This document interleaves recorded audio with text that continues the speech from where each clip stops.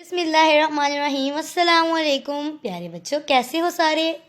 تو بچوں آج ہم ان کی ایک نظم پڑھنے والے ہیں جس کا نام ہے چھپر پھاڑ۔ ٹھیک ہے بچوں، یہ دیکھیں بچوں، وہ جو پچھلے والے انکل تھے وہ اصل میں یہ انکل ہیں۔ دھیان سے دیکھیں ذرا، کیا آپ نے ان کو پہچانا؟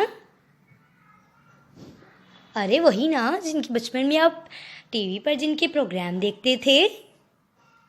بالکل ٹھیک پہچانا، انکل سرگم۔ آئیے دیکھتے ہیں انکل سرگم نے کیا لکھا ہے اپنی نظم میں۔ شاعر کا تعارف، تو یہ انکل سرگم کا تعارف ہے۔ سید فاروق کیسر سیالکوٹ میں پیدا ہوئے۔ آپ بنیادی طور پر ایک استاد ہیں اور ملک کے مختلف شہروں کے کالجوں میں شعبہ تدریس سے وابستہ رہے ہیں۔ ایک حساس اور پرمزاح نثر نگار اور کمپیئر کے علاوہ شاعری سے بھی بھرپور شغف رکھتے ہیں۔ ان کے نظموں کی کتاب میرے پیارے اللہ میاں کے نام سے منظر عام پر آ چکی ہے۔ آپ انہیں انکل سرگم کے نام سے بھی جانتے ہیں۔ تو بچوں، انکل سرگم کا جو اصلی نام ہے وہ سید فاروق کیسر ہے اور یہ سیالکوٹ میں پیدا ہوئے۔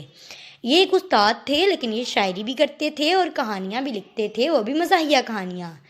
آئیے دیکھتے ہیں ان کی نظم پڑھتے ہیں ہم چل کے۔ ایک بڑا بنگلہ ہے جس کے آگے جنگلہ ہے، ایک بڑا بنگلہ ہے جس کے آگے جنگلہ ہے، باہر ایک بھکاری ہے جس پہ فاقہ تاری ہے۔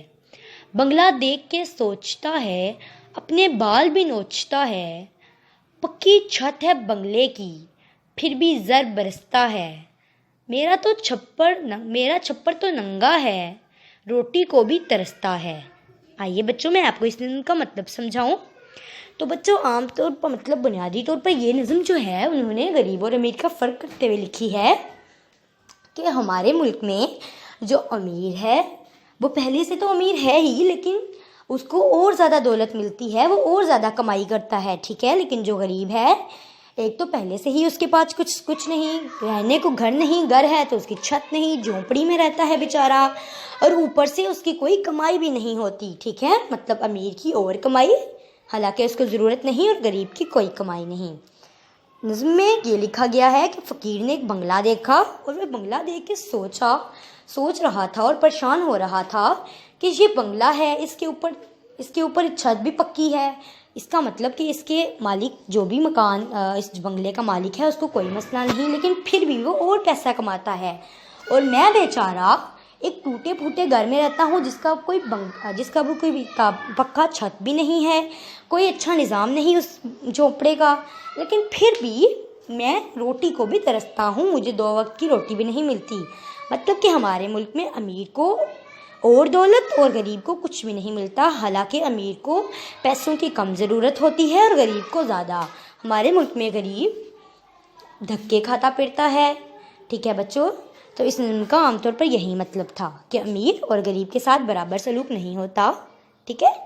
تو بچوں آپ مجھے بتائیے کہ آپ کو انکل سرگم کی یہ کیسی لگی نظم، اور اگر آپ نے ابھی تک انکل سرگم پہ پروگرام نہیں دیکھے تو آپ ان کے پروگرام بھی دیکھیے فارغ وقت میں اپنے گھر والوں کے ساتھ، آپ ہی یا مما کے ساتھ یہ پروگرام ضرور دیکھیے گا، آپ کو بہت مزہ آئے گا، یقیناً آپ کو یہ پسند آئیں گے، ٹھیک ہے بچوں۔ ملتے ہیں اگلی ویڈیو میں۔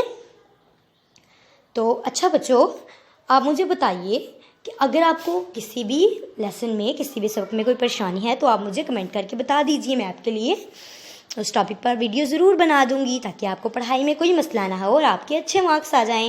اور ہاں بچوں، انکل سرگم کی ویڈیوز دیکھنا مت بھولیے گا اور مجھے کمنٹ کر کے بتائیے گا کہ آپ کو ویڈیوز کیسی لگی۔ اللہ حافظ۔